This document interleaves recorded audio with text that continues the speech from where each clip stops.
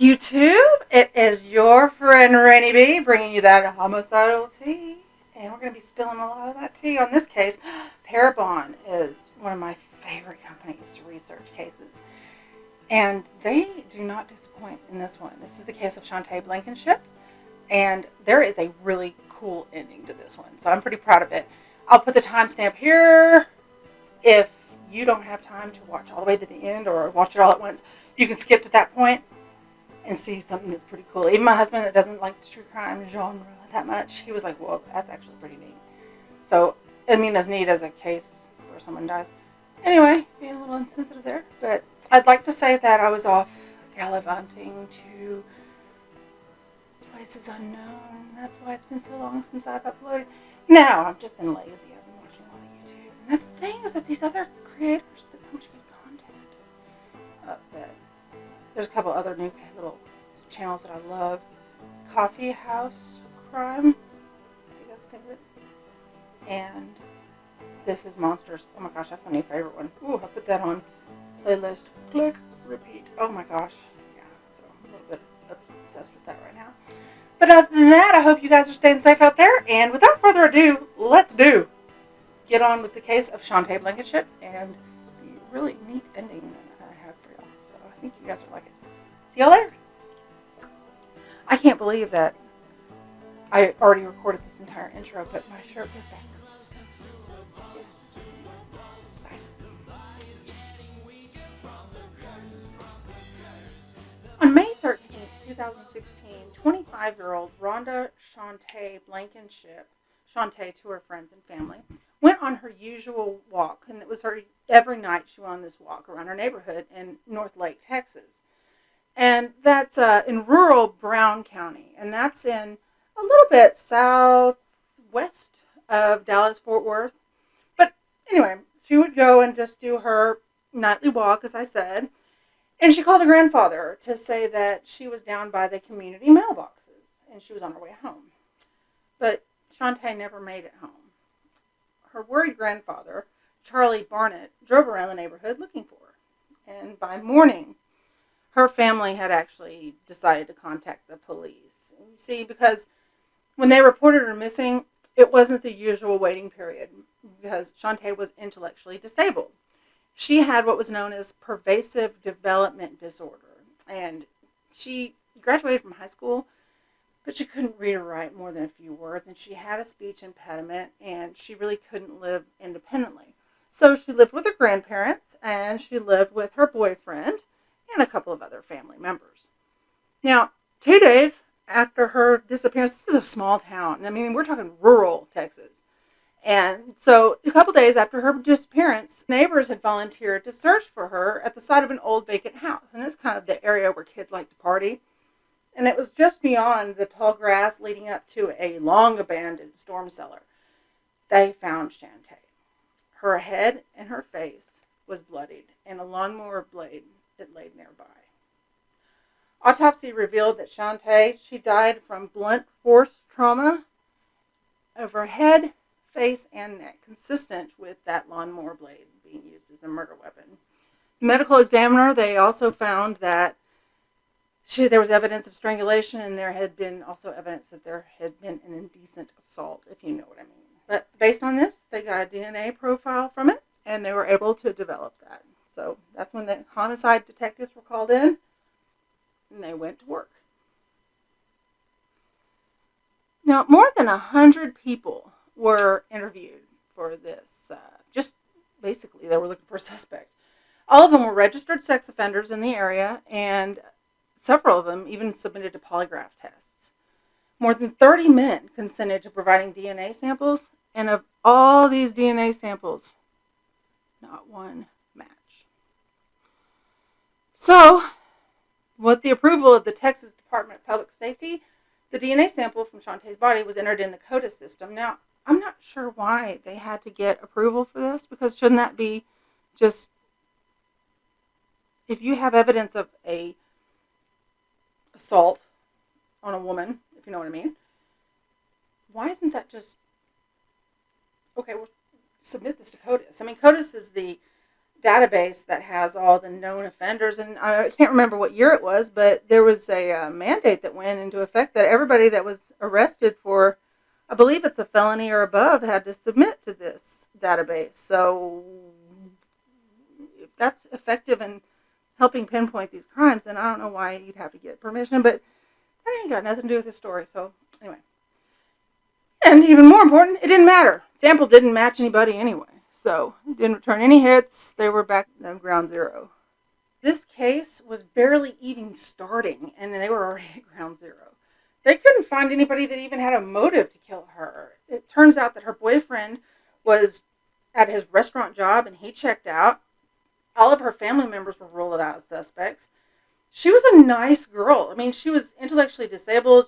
I don't know if it's common in your area, but like, there's a lot of times where major corporations will allow people with disabilities to work in their stores, either doing stocking or doing like bag handlers and things like that. And some of those people are the nicest people I've ever encountered in my entire life. So I'm sure that, I don't know how far her development disorder was, but I'm sure that she was just one of these nicer people that just didn't have the, ability to be a jerk. So with that, I mean, who was coming for her, so they had to rule out a suspect, but there were none. So, but they followed up on even like really bizarre leads. Like there was one woman that said that her husband had attacked her, and there was another one that said she was part of a ritualistic killing. And I mean, they tried to, follow up on all these, but none of them panned out. There was one that said that he bragged about killing her and all this stuff, and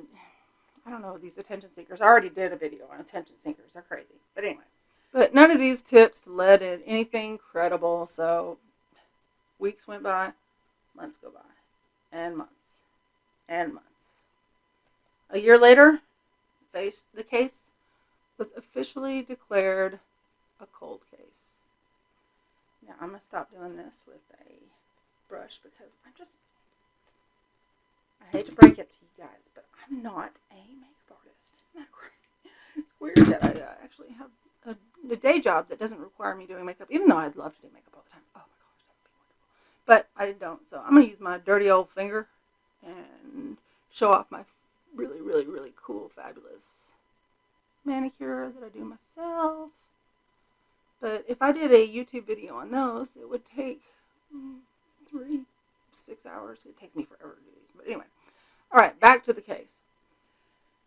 The case was officially declared a cold case in about 2017. So the detectives, they'd heard of Parabon. You know how I love Parabon. They heard about this on a TV show.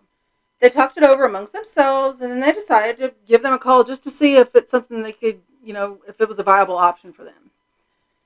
At the time, though, it seemed like it was not, because they had learned how much that it cost to get Parabon to help them. And I mean, in some instances, they learned that Parabon is in the upwards of tens of thousands of dollars. So this was a small police department, an agency. They didn't have it for one case. And also they learned that there's only a 50% chance that Parabon can even find usable DNA that's compatible with their algorithms and their matching system. So, I mean, like, it's a huge gamble. So, I mean, what do they tell the taxpayers when they go after these people or go after this DNA and they can't even get it? So, thanks for the 20 grand and sorry we can't fix your bridge, but we're still at the same spot on this case. So, I mean, you can understand where that would kind of, have them run into problems. However, they were diligent, and somehow the department got the Brown County District Attorney's Office to sign off on paying half of it. So, okay. Looks like we're headed in the right direction. That's when the stars started aligning.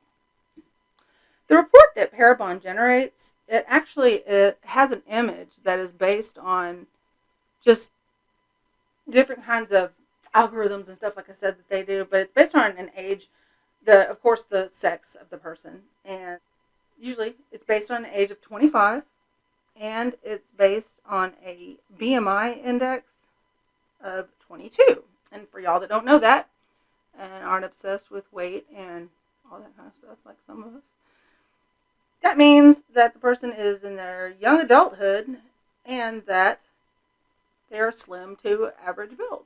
So, okay. Well, and that can be adjusted also. If they ever need to change it up or if they have some sort of information as a possible suspect might be heavier or might be thinner, they can use little sliders and change that image. So that's all well and good. But here is the image generated in the case that we're talking about. Okay. Dude, honestly, I know a ton of guys that look like that. I wasn't impressed at all. And I was like, okay, thanks for the snapshot of basically white dude, average looking. Boom. It took about a month from the time that Sergeant Byrd of Brown County Sheriff's Office submitted that DNA sample to receive the report. Now, this is the report. This is the part that impressed me. I didn't know that it got this detailed. It says that the guy you're looking for, based on the DNA submitted from the swabs taken from Chantay's body, state that you're looking for a male, obviously. Primarily European ancestry. That would be at a 92% accuracy. His skin color, fair to very fair. This is about an 80% confidence rating. Now this part's cool, that the eye color was predicted to be blue to green, not hazel, brown, or black. And that was 92% confidence rating. Now the hair color, brown to blonde, 97.9% confidence. Okay, we're getting pretty detailed here. Now finally, the last prediction that they gave is freckles. And that wasn't that big of a deal. They said that was a 30 to 33% rating. Because, I mean, freckles are dependent on, a lot of things. And they can be age-related, they can be sun-related, they can be, all sorts of things. So I can see where that one would be a little bit weird. Finally, they had something. Now, Sergeant Byrd posted this quote-unquote mugshot from Parabon on their Facebook page, Twitter, all sorts of social media, And they also showed it to Chantay's family. And this is, at this time, is one of Chantay's brothers said, that looks like Ryan Riggs. He's a neighbor. And he's also my former classmate. This is what her brother said. So, okay, this is a lead. This name has never come up before. It was a direction for them to go. And he was actually an acquaintance of Chantay's boyfriend and lived in the neighborhood. But he didn't have a close relationship at all with Chantay or her family. They were just familiar with him. During the investigation into their only real suspect so far, and I use the word suspect lightly because he wasn't even really that. He's more of just a person of interest, but we all know how that goes. Okay, so I probably look a little bit more powdered because I had to take a quick dance break while my dogs wouldn't shut up. So, here we are again. Anyway, but you know how loosely they use the term person of interest. Stop lying. You know damn well that it's a suspect. But anyway, all sorts of legal stuff goes into that, but I digress. Again. Anyway, they started looking into his background. They discovered that Riggs had an old citation for illegal dumping. So they decided to capitalize on that and be able to bring him in for a longer period of time. Now, usually they can hold a suspect for I think it's 48 hours.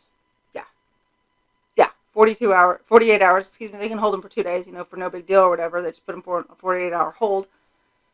But then they have to let him go. But if they can get him in on this warrant, they can hold him longer, and then they can have more time to, talk to him, be exposed to him, look at his mannerisms when they question him, things like that. Just stuff that's pretty important to do while you're, at the beginning levels of investigating a case.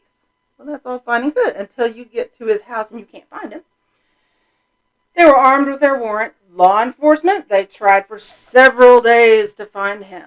They went to his house, no one was home. Then they learned, oh boy, left town. Well, they continued their crusade online and whatnot. They did all the social media postings and stuff of the Parabon little report and things like that. And they asked anybody that knew Ryan to please contact them. And if they knew where to find him, to let them know so they can contact him. That he was not a suspect. Just a person of interest. Okay. On November 15th, 2018. Now this would be exactly 18 months after Chantay's body was found. Ryan Riggs shows up at the North Lake Community Church, goes to the front of the congregation, confesses, "I'm a murderer. I killed Chantay Blankenship." He makes his way out of the church and he immediately leaves with his parents and the pastor, and they go to the Brown County Sheriff's Office. And there, Riggs gave a 2-hour confession to Sergeant Byrd and Texas Ranger Jason Shea. But it was weirdly calm. It was very matter of fact.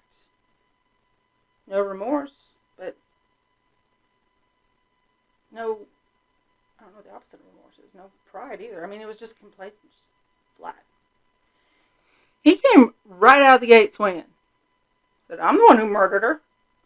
I knew her just like everybody else does in the neighborhood. I saw her by the mailboxes. I asked her if she wanted to go for a ride. She got in the truck, said she wanted to hang out. We went to the lookout point by the lake."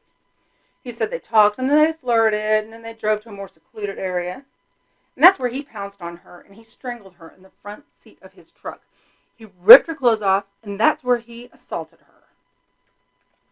After he assaulted her, she wasn't dead, she was just unconscious.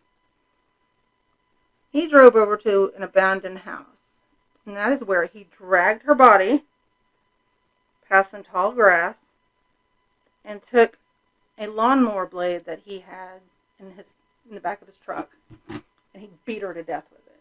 This was because, in his words, he wanted to make sure that she wouldn't be able to turn him in. What a coward. I mean, not only do you go after someone who absolutely is unable to defend themselves, but you attack them in the most cruel and humiliating way. And then I was thinking that he did that to put her out of her misery, but no, it was absolutely selfish, so she wouldn't be able to turn him in. What a pig. This is also where he goes on to say that I chose Chantay because she's little, she was an easy target, and she wouldn't fight back. No words. No words. When asked why he confessed, why now, he said that he was hiding in the house when they came to serve that warrant for illegal dumping. And that right after that, he'd gone on the run because he said something had spooked him. And he knew that the cops weren't there for the illegal dumping. And he took off right after that. And what it was, he said that something scared him into coming forward, something online. They knew exactly what he was talking about. Now, at that point, Ryan had consented to giving them a DNA sample from a buccal swab. And this DNA ended up matching perfectly with the profile found inside Chantay.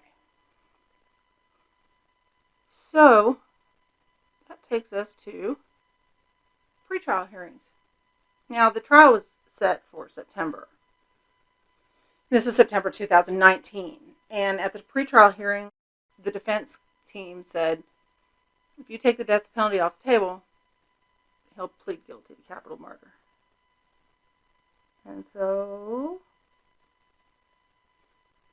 I can never get those same. But as my little favorite girl always says, that'd be Brittany Vaughn to people, you guys that don't know. They ain't twins, but they sisters. But, okay, so that takes us to February of 2019. And the family was ready to put this behind them and just settle it and just move on. So this is February 15th of 2019. Ryan Riggs admitted his guilt in court and pled guilty to capital murder of Rhonda Chantay Blankenship. He was sentenced to life without parole, which, I don't know, and there's a lot of, like, especially Bailey, she has a lot of feeling toward these people. I don't have any feeling toward these people. I hope he hangs himself in jail. I hope that somebody beats him up. I hope somebody kills him. I hope somebody assaults him in the way that he assaulted her with an inanimate object. I'm hateful when it comes to that kind of stuff because I just do believe in the eye for eye thing. I don't believe in rehabilitation. I don't believe in any of that. But anyway, but he was sentenced to life without parole, so at least he won't be getting out anytime soon. Chantay's whole family was there in attendance, and I certainly hope that this provided some sort of closure and some level of peace for them, because I can't imagine having to deal with that. And, their whole life they dealt with the fact that she had her developmental disabilities and that she'd never really grow up to, be able to chase her dreams in the way that a lot of us are and go on to college and, get higher level degrees. And I'm not saying that people with disabilities can't do that. Don't even for a second construe my words to that. Gosh, the internet loves to do that kind of crap, and I ain't gonna have it. If I see one comment about that, I'm deleting it, because that is not what I mean, and y'all know it. Y'all just want to make drama. Anyway, my thing is that she was gonna have time with life. So they knew this her entire life, and it was just an extra hard blow for them to have to deal with the fact that not only did she have a hard time growing up and have to, witness her friends do stuff that she couldn't do and that she could never do,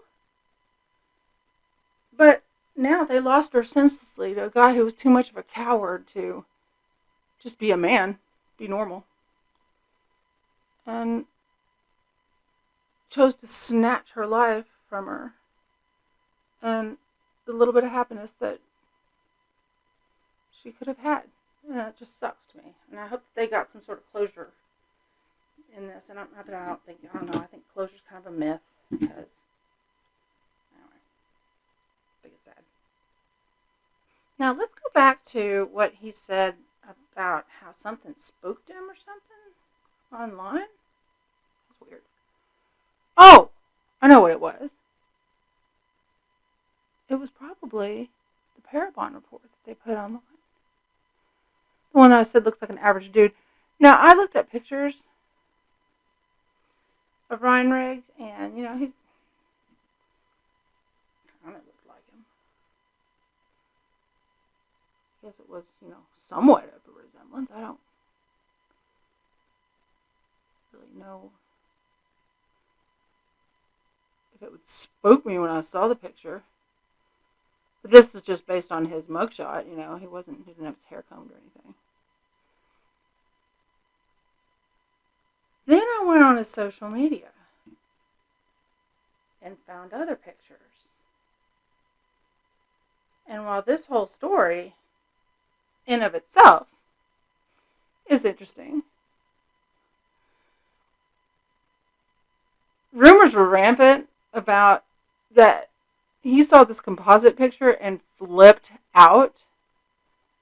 And like I said, I didn't think it was that close to him, but, I don't know. Well, like I said, I went on his social media. I found a couple other pictures, and I did an overlay.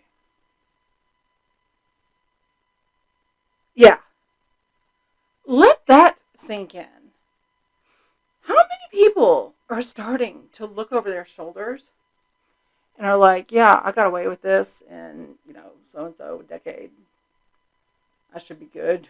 Because I know, if I did some crap and then 20 years passed by, I'd be like, they ain't never going to get me. Girl, yes, they are. So there's a lot of guys out there or guys and girls, that need to be looking over their shoulders, because the way the technology has moved forward with all this, there's a lot of things that people can be linked to from years and years ago.